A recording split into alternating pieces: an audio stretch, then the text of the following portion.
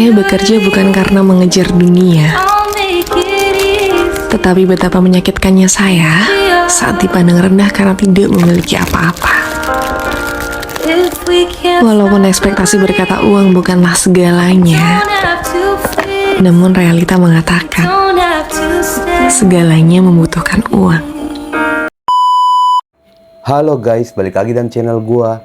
Guys, hari ini gua akan menceritakan kisah tentang seorang wanita. Di balik image-nya yang selama ini dikenal baik oleh publik, merupakan seorang bandar besar dan bisa dikatakan kartel dari penyalahgunaan obat terlarang. Siapakah sosok wanita ini? Yuk kita simak videonya.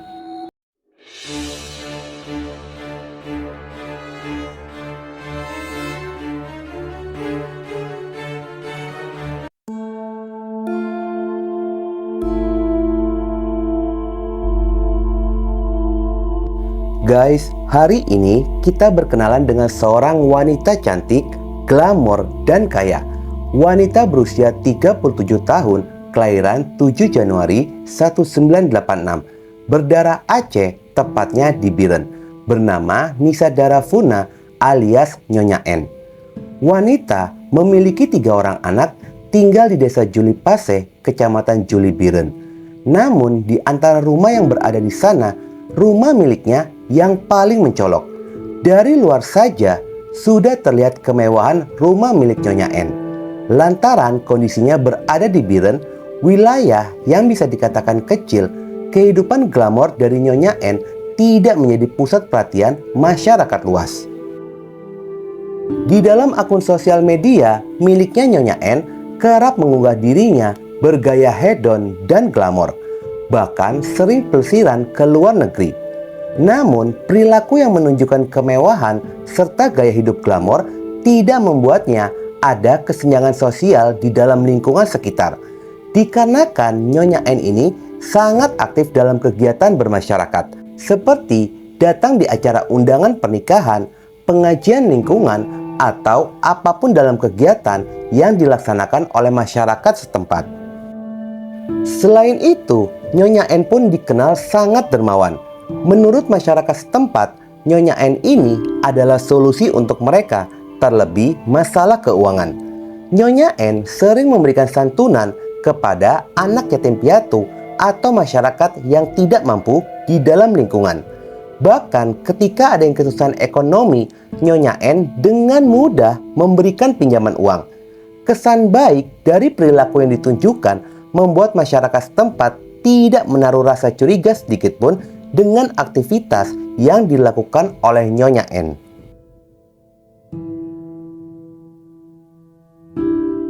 Sepintas, jika melihat sosoknya, tidak ada yang janggal, baik dari wajah yang cantik, perilaku terpuji, dan pakaian kesehariannya terlihat agamis. Namun, di balik itu semua, wanita ini telah menipu banyak orang yang mengenalnya. Nyonya N menyimpan kejahatan besar, yakni menjadi seorang bandar atau kartel penyalahgunaan obat terlarang. Bahkan Nyonya N ini merupakan tokoh utama yang menyuruh, negosiasi, serta mengatur penyebaran dalam menjalankan bisnis terlarang tersebut. Sepak terjangnya pun bisa dikatakan cukup lama, hingga akhirnya bisnis haramnya berhasil dibongkar oleh BNN dalam penangkapan 52 kilo 520 gram sabu serta 323.822 butir ekstasi. Jika melihat jumlah barang bukti bisa dikatakan sangatlah besar. Ternyata jaringan ini bukan hanya dalam negeri saja, melainkan sudah internasional dan bisa dikatakan sebuah kartel penyalahgunaan obat terlarang.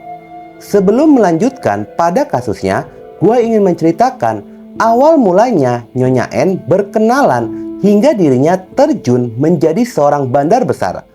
Bisnis haram ini dikenalkan kepada Nyonya N melalui seorang pria. Pria itu merupakan suaminya dari Nyonya N bernama Arif 42 tahun. Melalui Arif inilah Nyonya N mengenal dan mengerti bagaimana caranya untuk mengolah bisnis haram tersebut.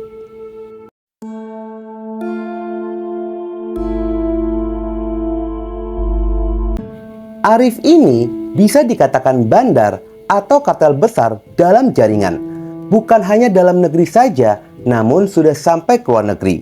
Sementara Nyonya N mengaku sudah mengetahui aktivitas dan sumber uang yang dihasilkan dari bisnis haram yang dijalankan oleh sang suami. Namun, melihat uang yang dihasilkan itu sangatlah besar yang bisa membawanya ke dalam kehidupan glamor dan sosialita, Nyonya N tetap menikmati uang haram tersebut. Singkat cerita, memasuki tahun 2020,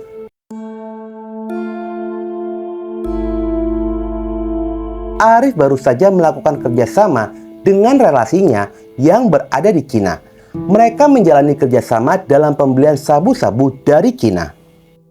Sebelum berangkat ke Cina, Arif masih sempat membangun sebuah ruko besar di tepi jalan negara atau kilometer 3 lintas Biren Takengon.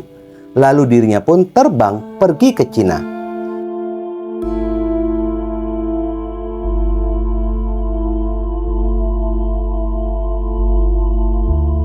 Setibanya di Provinsi Guangdong di ibu kota Guangzhou, awal kepergian hingga tiba di Cina semua berjalan lancar tanpa adanya hambatan. Namun entah bagaimana ketika sedang bertransaksi itu, Arif tertangkap dan ditahan oleh pihak kepolisian Cina. Hingga akhirnya setelah menjalani persidangan, lantaran jumlah yang dibawa oleh Arif terbilang cukup besar dan melebihi batas kebijakan hukum di Cina, akhirnya Arif pun divonis mati. Sejak itulah hilang kontak antara Arif dan Nyonya N ini. Sejak vonis mati kepada Arif, bagaimana kabarnya di sana?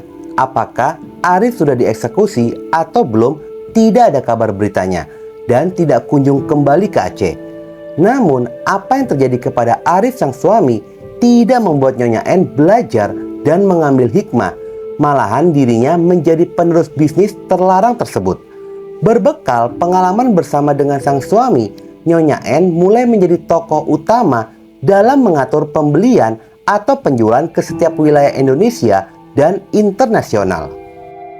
Sepak terjang dari Nyonya N ini bisa dikatakan sangat halus.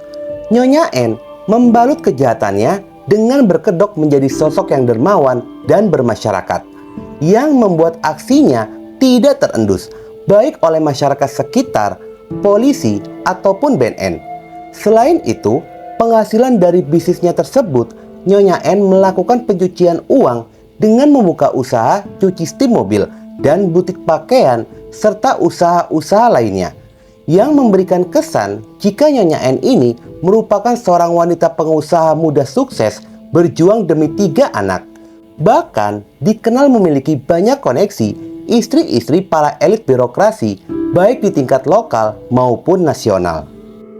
Seiring berjalannya waktu dengan statusnya sebagai seorang janda anak 3, pada tahun 2021 dirinya pun menikah dengan seorang pria yang umurnya jauh lebih muda bernama Bom Bom alias Anton.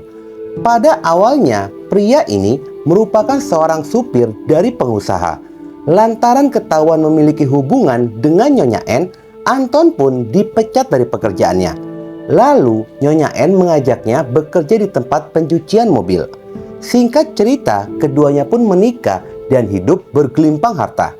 Lalu Antonlah yang menjadi partner Nyonya N dalam menjalani roda pengedaran tersebut. Anton diberikan tugas untuk melakukan pengedaran barang haram tersebut dan kontrol stok barang-barang itu. Pada sisi lainnya, BNN adalah satuan yang diberikan tugas oleh negara untuk pencegahan serta melakukan penyelidikan yang terfokus pada kasus penyalahgunaan obat terlarang. Secara perlahan-lahan, BNN pun mengendus adanya aktivitas penyalahgunaan obat terlarang dalam skala besar. Berawal ketika BNN berhasil menangkap M alias PM alias apa. Dari hasil interogasi yang dilakukan oleh BNN, muncul pengakuan jika barang haram itu tersimpan di sebuah ruko yang berada di daerah Sungal Medan. Setelah dilakukan pendalaman kasus, muncullah satu nama, yakni Bom Bom alias Anton yang merupakan suami dari Nyonya N. Pihak BNN yang meyakini benar adanya aktivitas tersebut, akhirnya pada hari Selasa, tanggal 8 Agustus 2023 jam 7 pagi. BNN bergerak melakukan penggerebekan dan Anton berhasil ditangkap ketika sedang menghitung jumlah ekstasi. Anton ditangkap bersama dengan 4 orang kaki tangannya. Jumlah yang berhasil diamankan dengan barang bukti berupa 5 karung beras berukuran besar yang di dalamnya terdapat 5 bungkus sabu dengan berat 52 kg 520 gram dan pil ekstasi berwarna kuning dengan logo dan merek Rolex sebanyak 7 bungkus dengan total berat 129.920 gram atau sebanyak 323.822 butir. Pada awal dugaan, Anton pun ditetapkan sebagai bandar. Dirinya menyadari jika akan terjerat dengan hukuman mati. Mulai goyah lalu bernyanyi. Berbeda dengan Arif yang menyimpan rahasianya sendiri hingga mendapatkan vonis mati. Tetapi Anton mengaku jika dirinya bukanlah tokoh utama. Dirinya hanya diberikan peran untuk mengkoordinir dalam penyebaran barang haram tersebut. Dan akhirnya Anton buka suara jika bandar besarnya adalah Nyonya N, istrinya. Nyonya N yang tidak mengetahui penangkapan itu ketika dirinya sedang mengadakan rapat bersama 12 karyawan dalam pembukaan tempat usaha setim mobil miliknya. Pada tanggal 18 Agustus 2023, BNN pun datang dan segera melakukan penangkapan. Nyonya N tidak bisa mengelak lagi atas tuduhan sebagai bandar besar internasional, lantaran sudah ada pengakuan dari Anton suami barunya itu. Penangkapan tersebut sontak membuka kedoknya yang selama ini dia tutupi sebagai sosok yang dermawan dan agamis. Ternyata semua itu palsu, hanya untuk menghilangkan kecurigaan masyarakat tentang bisnis haram yang sedang dia jalani. Secara pribadi, gue sangat mengapresiasi atas kinerja BNN. Semoga aparatur negara seperti BNN dan penegak hukum lainnya tetap amanah dalam menjalankan tugas negara sehingga dapat meminimalisir penyebaran obat terlarang. Melihat jumlah dan bukti serta jeratan pasal berlapis untuk Nyonya N, dipastikan mendapatkan vonis seumur hidup atau mati. Memang pada kasus ini tidak ada darah atau sajam dalam menghilangkan nyawa penggunanya, namun dapat merusak jiwa dan mental generasi muda secara perlahan-lahan.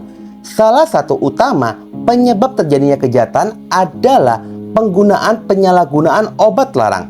Oke guys, sekian dulu video gue hari ini dan jangan lupa ikuti terus video gue. Oke?